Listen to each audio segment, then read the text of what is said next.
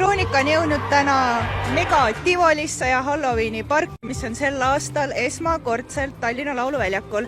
Minu kõrval on siin Lauri Viikna, kes on Tivoli tuuri produtsent. Äkki tutvustad meile natuke seda uudset projekti? No ja, ütleme, et see on selline projekt, mida on Baltimaades siin eelnevalt veetud. Hetkel käib samasugune projekt, on võib-olla natukene väiksemas mahus, on Riias ja Vilniuses. Ja nüüd ka siis Tallinnas me oleme siin kuni 3. novembrini ja ütleme nii, et öösiti on siin ikka väga hirmus. Oled ise juba läbi jalutanud?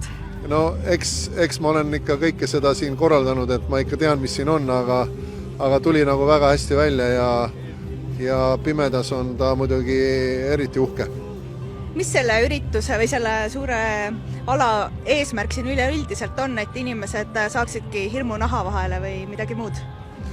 Ma tegelikult, kui nüüd pikalt heietama hakata, siis on mul tegelikult au olnud olla Eesti esimese Halloweeni ürituse korraldaja, mis toimus aastal 1992 aastal